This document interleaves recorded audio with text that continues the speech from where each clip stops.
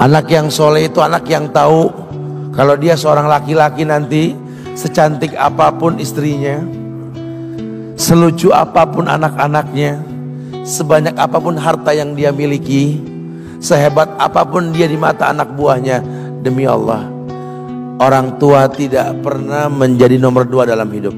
Ini banyak orang yang suka salah ini. Cuma gara-gara dunia, orang tua panjang mata menanti kedatangan anak. Jangan ya. Jangan. Anak yang soleh tahu sekali, sampai kapanpun ibumu, ayahmu, sampai kapanpun. Dunia nggak membuat dia lupa ada berkah keramat dunia hidup di atas muka bumi ini. Dia nggak repot datang ke makam-makam para wali. Orang tua nomor 1 yang dia temui. Ini orang hebat. Ini banyak di antara kita makam-makam didatengin, di mana saja didatengin, ngalap berkah. Orang tua panjang mata, berlinang air mata menanti, mana anakku? Mana pohon yang pernah kutanam? Mana pohon yang pernah kurawat? Kudengar dia sudah mulai berbuah, ingin kurasakan buahnya. Berani mengeluarkan dana jutaan untuk hal-hal yang gak disyariatkan. Ini orang tua panjang mata. Rela ndak rela, orang tua kita akan mendengar dan melihat. Ma, aku pengen nikah, aku pengen berkeluarga, ma. Ya orang tua ya seneng lah.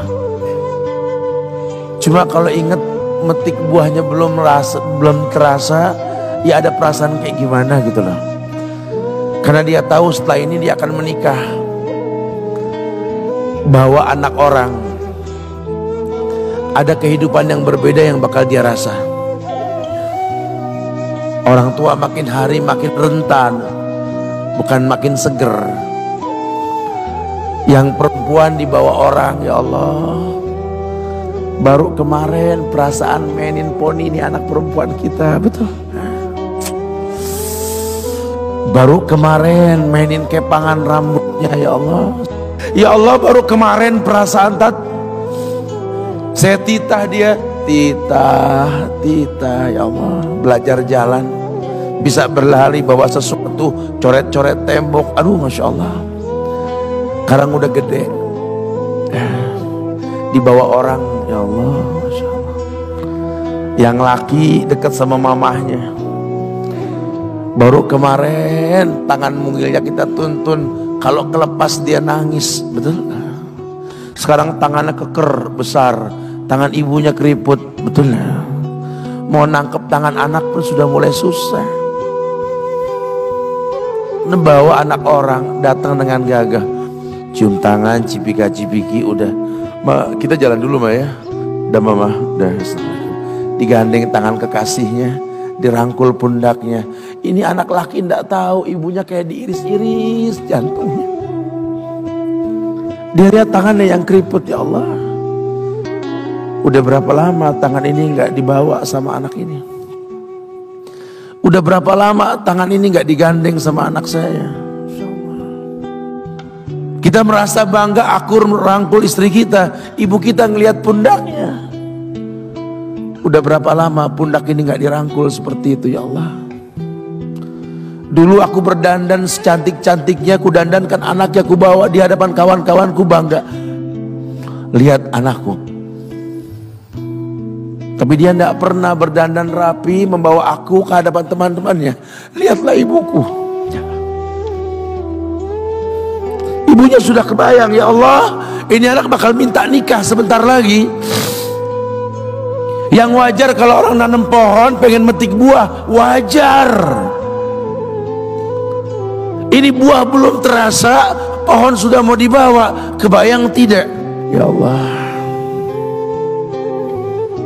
Mulai dia kebayang. Sehingga rasa-rasa seperti ini menjadi tumpukan rasa di hati orang tua kita, yang nanti pada akhirnya dia pun bakal kembali ke hadirat Allah, kita pun bakal kembali ke Allah, betul? Sementara yang namanya kemuliaan datang dengan cara sabab yang benar. Ridallah fi ridal walidain wa sukhtullah fi sukhtil walidain. Ridanya Allah ada di ridho orang tua, murkanya pun sama. Karena semua ibadah yang dia lakukan berujung pada surga. Dan yang paling gampang ketika dia mau menaklukkan dunia, demi Allah, berkah orang tua dulu yang dia ambil. Ini dirasa oleh orang mulia yang Nabi katakan, innahu min ahlis sama, innahu min ahlis sama. Manhu? Siapa dia? Sahabat, manusia yang pernah hidup zaman sahabat tapi nggak ketemu Rasul, yang bernama Uwais Al-Qarni, pemuda miskin pengembala kambing di negeri Yaman. Padang tandus yang dia tinggal di situ, yang dia kesampingkan hidupnya untuk ibunya, untuk ibunya. Tidaklah terucap kalimat satu yang ingin ibunya pengen, kecuali Uwais pasti akan melakukannya apapun, dan ibunya cacat. Apa kata Uwais? Tidak akan pernah terlontar kata dari mulut ibuku kecuali kan kulakukan yang dia inginkan. Masya Allah. Ibunya cacat dan dia menomorduakan diri, yang penting orang tuanya dulu. Hingga satu waktu ibunya berkata, wahai Uwais, ibu sudah tua. Andai kematian mendatangi ibu, ada beberapa keinginan yang ibu pengen merasakan keinginan tersebut. Mungkin enggak ya? Apa Bu? Katakan. Ibu pengen haji. Bengong, Wais, ya Allah Bu, ini Yaman, Hadramaut, yang sekarang saja pesawat itu bisa 3 jam menuju Saudi itu, 2 jam lebih lah menuju Saudi. Ini lebih jauh lagi, kebayang berapa ratus kilo, berapa ribu kilo nggak tahu.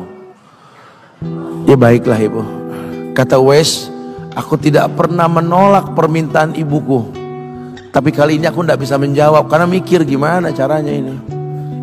Apalagi dia seorang pemuda yang punya penyakit sopak, ada tanda-tanda putih di bagian badan itu kayak pano besar gitu. Udahlah, terserah gimana nantilah. Yang penting ini nomor 1 dalam hidup ini.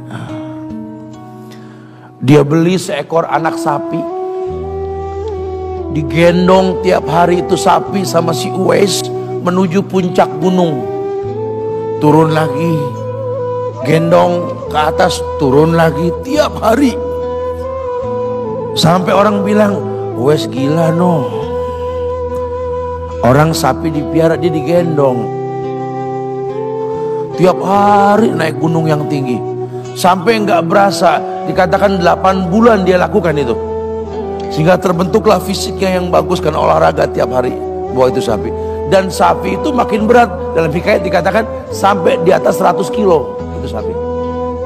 Kemudian dia tetap gendong ke atas dan dia yakin, bismillah saya yakin, sampailah bulan haji, ibu naik ke pundakku, digendong ibunya dari negeri Yaman. Subhanallah, gak ada yang gak mungkin. Lihat, dibawa ibunya ke Mekah, bertawaf di Ka'bah, dunia menyaksikan. Bahkan hikayat mengatakan dia sempat bertanya kepada sahabat Abdullah bin Umar,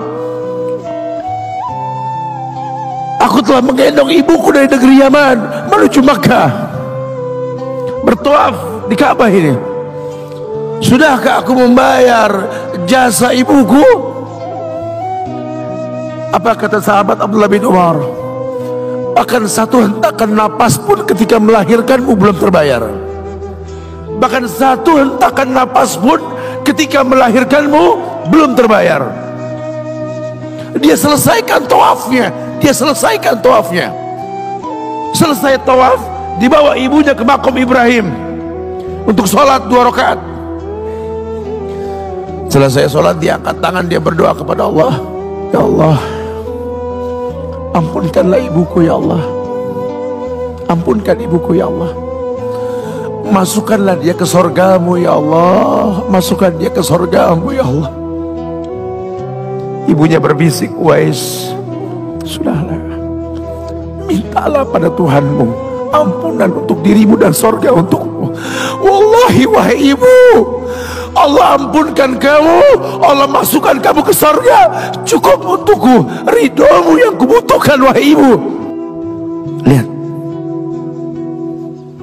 manusia saleh, hasil doa Rabbi habli minas solihin. Lihat, makanya ketika Nabi mengatakan innahu min ahli sama, ini manusia penghuni langit, Umar, Ali, temui Uwais.